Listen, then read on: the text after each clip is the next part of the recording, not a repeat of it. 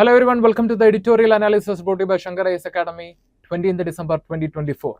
Displayed here are the list of articles that we will be discussing today. The first article, The Bridge to Moscow. The article is taken from the newspaper Indian Express. In this topic, we will be discussing the growing Indo-Russia relationship and what are the challenges and what are the opportunities. And the second article, Crimes Against Humanity and an Obtuse Indian Stance. The article is taken from the newspaper The Hindu. In this topic, we will be discussing crimes against humanity and certain historical examples. What are the legal framework that we have in the present time to deal with the crimes against humanity? What are the challenges? And what is the position of India regarding the crimes against humanity? So without much delay, let's get into the editorial discussion. The bridge to Moscow. We know that the international scenario is sensitive, highly sensitive. For example, a small event can trigger big catastrophe. The best example that we have in the history is the murder of Francis Archduke Ferdinand. Soon after the murder, Austria declared war on Serbia, and Russia supported Serbia and declared war on Austria, and soon Germany joined, and very soon it became an all-out war, which lasted for nearly 4 years and killed millions of people. So what we can learn from this? That is, whenever a nation takes a step, if it is formulating a policy which is influencing the global community, then it should be balanced, it should be peaceful, it should have a long vision, and that should aim for a collective good. And India, as a nation, since 1947, is known for taking balanced approach in the international scenario through non-alignment movement, even in the Cold War period or even in the multipolar world. And one of the best friends that we have since our beginning is Russia. But the Russia-India relation in the year 2025 will have certain challenges. At the same time, it is influenced by a lot of factors, including the US presidential election. And a new administration will be joining very soon in the USA. And this can influence the political dynamism in the Europe, and slowly it can even influence the Russia-Ukraine. It can influence the Indo-Russian relationship. And we also know that in the last, especially since 2020, the global order is stressed due to various factors, including Israel-Palestine issue, Afghanistan issue, Indo-China conflict in between, Russia-Ukraine war, and recently we have the Syrian crisis also. So in this background, let us discuss more about the Indo-Russian relationship and what are the opportunities and what are the challenges that we have in the coming days. First, we will start with the historical background of Indo-Russian relationship. We have a very good relationship with India since our independence, and that time that period was known as Cold War because of the ideological warfare between the USSR and the USA. But India maintained the non-alignment movement principle, and at the same time they successfully established a very good relation with the USSR. And we can see that from the very beginning we adopted certain policies practiced in the USSR. For the best example is the 5-year plan in the USSR introduced in the 1930s. And India, after independence, we also introduced 5-year plans. And in the year 1970, during the Bangladesh Liberation War, India and Russia signed a friendship treaty. And this played a crucial role in the Indo-Pakistan War or the Bangladesh Liberation War of 1970, 71, 72. And in the post-Soviet period, that means the Soviet Union finally disintegrated in the year 1991. But since then, the Russia was going through a lot of dilemmas as well as confusions for the next 9 to 10 years. But in the year 2000, India and Russia made a declaration on strategic partnership to restart the Indo-Russian relationship in the post-Cold War period. And in 2010, both nations signed a special and privileged strategic partnership. It further deepened the relationship in the post-Cold War period. And India, since the Soviet times, we have a very good support in the field of industrial, defense, economic and military aid. Coming to the cooperation in the defense and security, India is the biggest defense partner, trading partner of Russia, and India is importing nearly 65% of defense equipments from Russia. One of the examples we have is the S-400 missiles, and then we have a T-990 tanker, and then we also imported Su-30 MKI fighter jets from Russia. And Russia-India relationship in the field of defense is recently known for BrahMos missiles. So the name Brahmos refers to two important rivers in India and Russia respectively. Brahm, which means Brahmaputra, Mos, which means Moscow. So this indicates the the strong relationship between India and Russia in the field of defense. So remember, India is the largest defense partner of Russia. We are importing nearly 65% of defense equipments from Russia. You can use this in mains. And the joint partnership, like I mentioned, Brahmaputra, Moscow. And we also developed AK-203 rifles as a part of making in India with the support of Russia. And military exercise, we have a military exercise with Russia that is known as Indra. This military exercise is covering all three wings of defense, that is Army, Navy and Air Force. Then coming to the technology, Russia is a consistent provider of advanced technology to India, especially in the field of quantum mechanics and AI and also machine learning. So this picture is taken from the Ministry of Commerce and Industry. This shows almost every details regarding the growing India-Russia trade relationship. We know that we have established many connective initiatives with Russia. For example, Chennai Vladivostok transit corridor. Then we have the north-south transit corridor, which connects India with Russia through Central Asia. And here, the Vladivostok corridor will be connecting the Russia, the Chennai with the port of Vladivostok through Southeast Asia. So we know that it will be a biggest step in growing India-Russia relationship, especially in the field of trade. Because if you look historically, Russia was a superpower, then and now. But the biggest problem or the biggest challenge for Russia is finding access to sea, because we know that trade, it is done through sea, because it is cheap and it is cost effective. But since the beginning, Russia do not have direct access to open seas. That's why you can note that since the Tsar time, Russia made a lot of attempts to reach the sea via Middle East, because the British ruled the Southeast Asia at that time, right? So that's why they attempted to reach the sea via Middle East, but that was also checked by the British at the time. And we can also see the data regarding India's import from Russia between 2020-22, and you can see the pie chart regarding India's arm import from Russia between 1992 to 2021. And coming to the cooperation in the field of energy, Russia is the biggest supplier of crude oil, LNG and nuclear fuel, because we know that even during the Ukraine-Russia war, many nations imposed a sanction on Russian oil, but India purchased oil from Russia, and Russia was ready to give oil at a very low cost. And nuclear energy also, we have a very good relationship with Russia in the field of nuclear energy. For example, the Kudankulam nuclear power plant, it was supported by Russia. And then India and Russia is also looking for exploration of Arctic. A few days back, when we discussed the newspaper analysis regarding the tundra, we talked about the potential of Arctic, right? Arctic has a lot of minerals ranging from crude oil to other type of important and critical minerals. And coming to the trade and economic relation between India and Russia, in the year 2023, the value of the Russia-India trade stood at $35 billion, but the target between the two nations is to achieve the value of $50 billion by 2025. And the strategic sectors of the trade and economic cooperation are pharmaceuticals, fertilizers, coal and other precious metals. And just before, we saw the international north-south transit corridor, which connects the Russia and India through Central Asia, and this will improve the logistics between India and Russia, and it will save time, and at the same time it will also reduce cost. And India and Russia, they are also planning to use local currency, for example, for trade. For example, the Russia can use ruble and India can use rupee. There is no need to exchange or convert that to dollar and use it. So this will also bring credibility to the Indian currency. And coming to the cooperation in the field of space and technology, Russia is a very good support for India in the field of space science, and especially during the ISRO's Gaganyaan mission, Russia supported India, and the both nations are also collaborating in the field of AI, robotics, quantum computing, etc.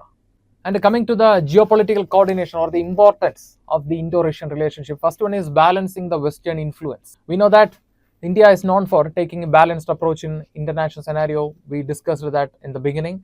And India is a part of I2U2, that means Israel, India, USA, UAE, and at the same time India is a part of Quad, and we have signed many critical agreements related to critical minerals and space technology with the USA. At the same time, we are maintaining very good relation with Russia. So this will show how India is taking steps to ensure a balanced approach, or the plays an important role in balancing the power in the multipolar world. And then we are also engaging with Russia in through BRICS and SCO. And recently the 16th BRICS summit was held in Kazan in Russia, and the summit resulted into Kazan Declaration. And the SCO, the recent SCO summit of the 2024 was held in Astana in Kazakhstan, and the result was Astana Declaration. So note that Kazan Declaration was a result of BRICS summit of 2024, while Astana Declaration was the result of SCO summit of 2024. You can expect the questions related to this from UPSC mains. Maybe if you are writing for 2025. And above all, we will always have a question: why India is taking much efforts to ensure a stable and friendly relation with Russia. The reason behind, the major reason behind this is the Russia has permanent seat in the United Nations Security Council. Russia is a permanent member of the United Nations Security Council. That means if the other nations are going against, if they are coming against India, then the Russia can stop them with a single veto. So that is a major reason why India is making all the efforts to maintain a stable and friendly relation with Russia.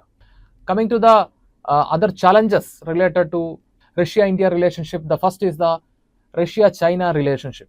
Recently, we witnessed a certain development, a progress in the Indo-China relationship, but still the problems are not absolutely resolved. And then maintaining India's relationship with the USA, and this can bring a kind of small friction between Indo-Russian relationship in the future, and there is a possibility which is not at all neglectable. And Russia has certain friction with the Quad, that includes Japan, India, USA, and Australia, and Western sanctions on Russia. Like I mentioned, during the Ukraine-Russia war, the USA and other nations imposed sanctions on Russia, and that's why Russia was not able to find access for their oil in the market. But India purchased the oil and gave a relief to Russia. And because of that action, India received a lot of criticism from the Western bloc. And the trade imbalance, that is the trade deficit that we are having with Russia. So with China also we have a biggest trade.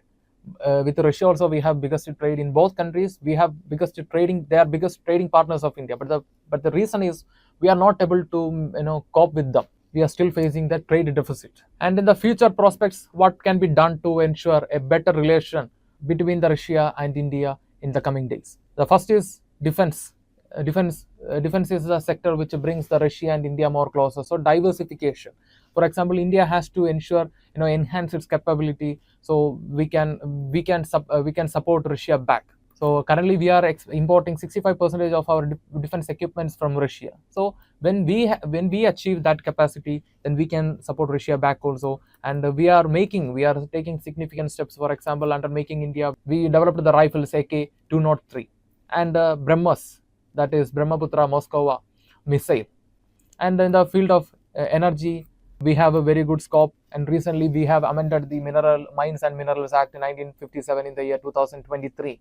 So therefore, maybe in the future, India can ensure its own position in the mineral market, especially in accessing the critical minerals. So that will also enhance India's capability in the field of technology, defense, and research. And then regional cooperation, that is, or in the cooperation focusing on Arctic region. For example, we know that Arctic has great potential. That's why the nations, especially the nations in the Arctic coastal area, are trying to make their domination in the Arctic Ocean because of its potential.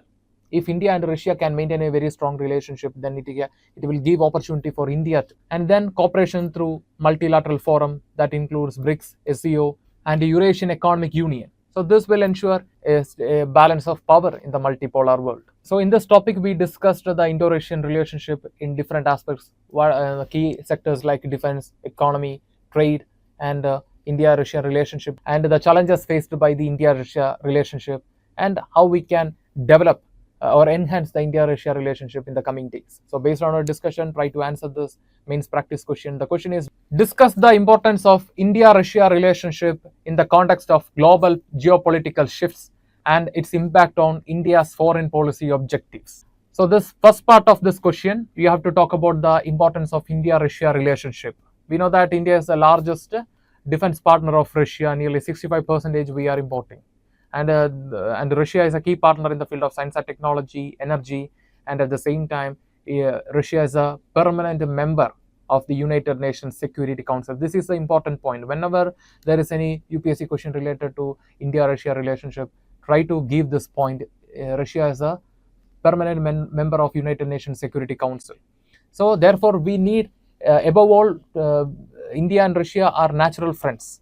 So we cannot predict the international scenario. It is highly sensitive, like I mentioned at the beginning. So anything can happen at any time.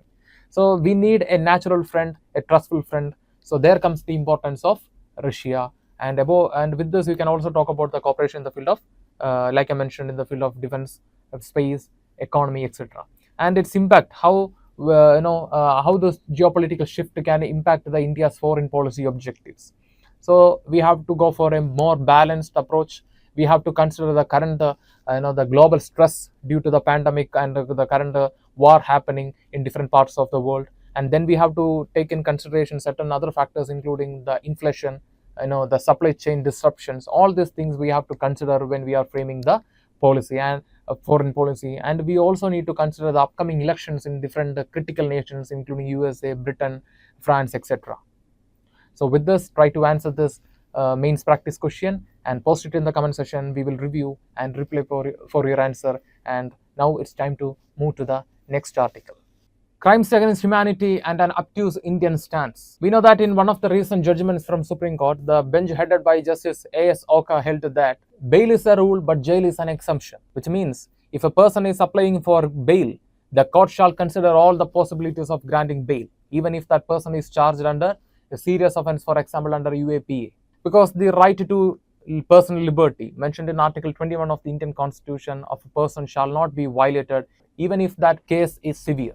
But if we look closely, we can see that in different point of time, in different places, even today, the right to basic life is getting violated because of various reasons. The best examples that we have in the recent time is the Russia-Ukraine war, Israel-Palestine issue, and the recent Syrian issue. So in this context, the United Nations General Assembly adopted a resolution approving the text of proposed treaty governing the prevention and punishment of crimes against humanity. One of the biggest injustices faced by the people these days is the suffering due to the war or suffering due to internal or external conflict. We know that if you take the Syrian issue itself, the Syrian government used a chemical weapon against their own innocent people. So it is a high time to adopt such a treaty. Based on this, let's get into the newspaper discussion.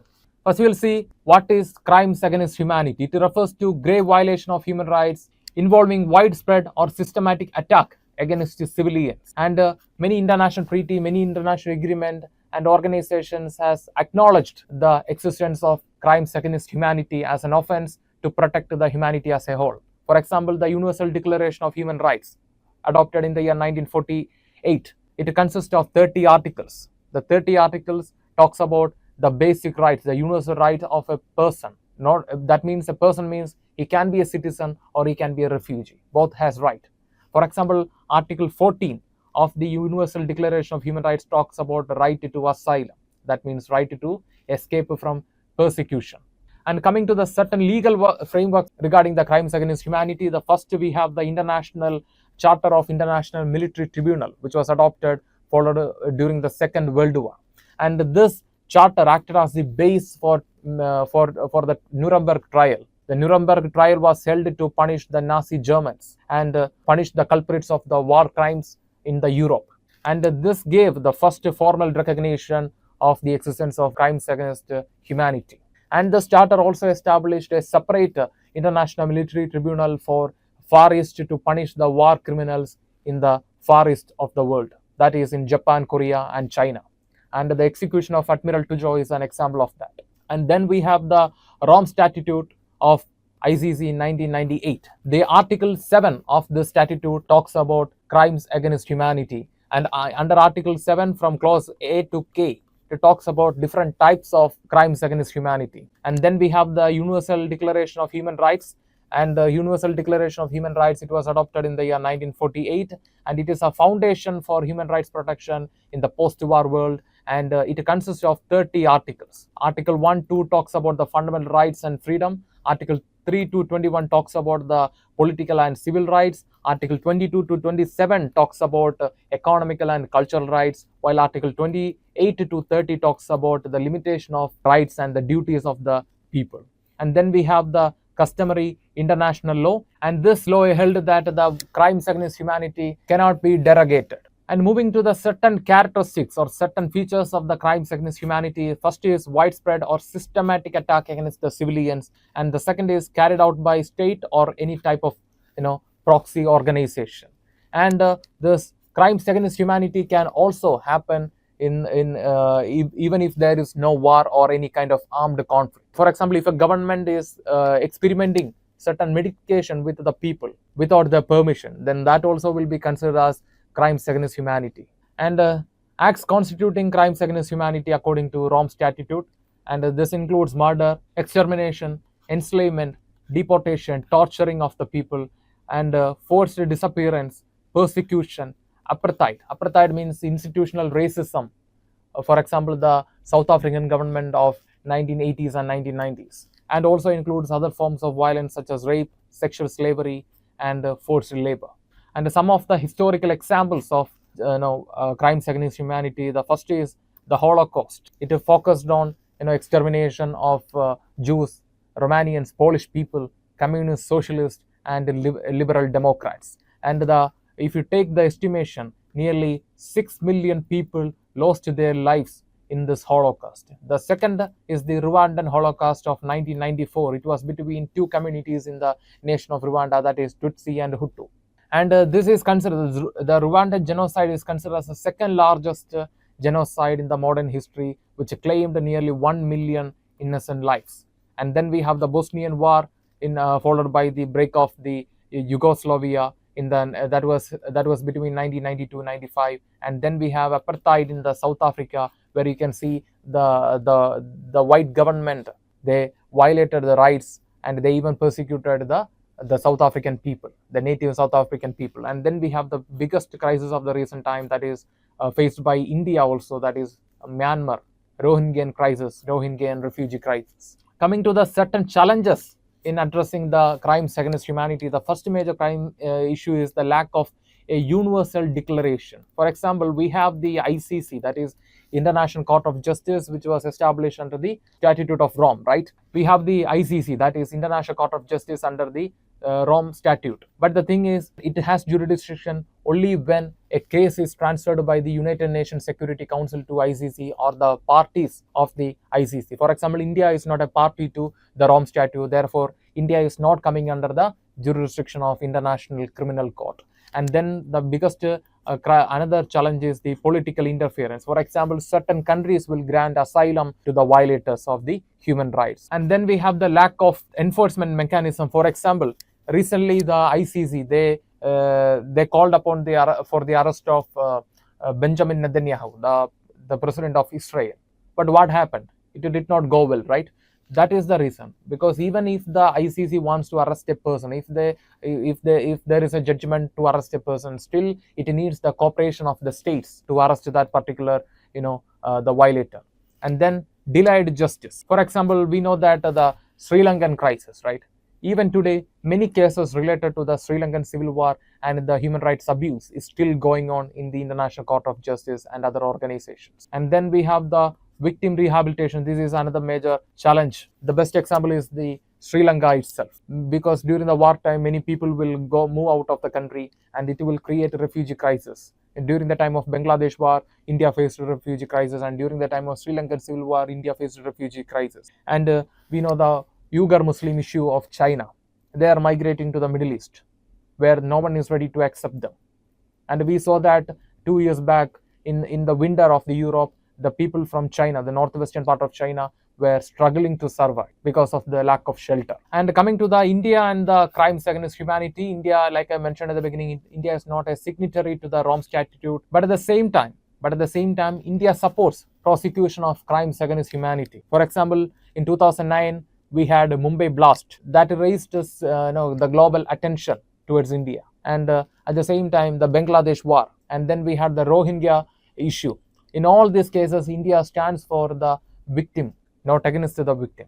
We gave asylum. At the same time, we are also working for the welfare and rehabilitation of the affected people. And the best example, like I mentioned, that is during the time of Rohingya crisis, we gave asylum to many Rohingya people, right? And during the time of the Tibet crisis, still the Tibetan people are living in India. So India, even though we are not a signatory to the Rome Statute, still we are supporting, we are standing for the human rights, and we are standing for the victims and the affected people due to the internal and external conflict from different nations. So in this topic, we discussed the crime against humanity, and what are the different types of crime, and what are the legal framework for that, and what is the stance of India related to that. So based on our understanding, try to answer this mains practice question. The question is, crimes against humanity often challenge the global justice system due to political interference and lack of enforcement mechanism. Critically analyze. So this is simply asking about the challenges related to the steps against the crimes against humanity, right? So we can say that it is posing a significant question regarding the global justice system, because we can cite a lot of examples. The Syrian issue we can talk about, and during the time of Russian-Ukraine war, we saw that many Indians were also forced to serve in the war front. And at the same time, during the time of Israel issue, many Indians were recruited to the Israel for the reconstruction purpose. So we have all these examples before that. We can give India's example too. At the same time, we can also talk about many cases. For example, the Sri Lankan case, which is still, it was going on till the recent time. And we know that related to the Israel-Palestine issue, the South Africa, they took the issue to the International Court of Justice, but it did not go further, right? So the crimes against humanity is the biggest challenge to the global justice system. You can address all these examples due to the political interference. Yes, political interference. For example, in the case of Israel, the USA, the biggest superpower, they are giving support to Israel. You can talk about that. And coming to the lack of enforcement mechanism, like I mentioned, even if the international court directs for the arrest of an individual, for example, recently, like I mentioned, Benjamin Netanyahu, that issue. But for that, you need cooperation of the state. Without that, you cannot arrest the particular person for crime against humanity. So these are the issues that you can address in the question. And note that this question has two important part. First part, you have to address how this crime against humanity is getting challenged due to the political interference, and what are the challenges you can talk about. And then you can talk about the lack of enforcement mechanism, that is the cooperation of the state. And we know that many nations like India, they are not signatory to the ICC. And we have a certain other issues, such as the authoritarian rule existing in different parts of the world. So you can write all these issues and post it in the comment section. We will review and we will reply for your answer. With this, we are coming to the conclusion for today's editorial analysis. If you like the video, hit the like button, give your feedbacks as comment, and share this content with your friends. And before leaving this channel, don't forget to subscribe and also hit the bell icon to receive on-time update from Shankar IAS Academy. Thank you. Have a nice evening.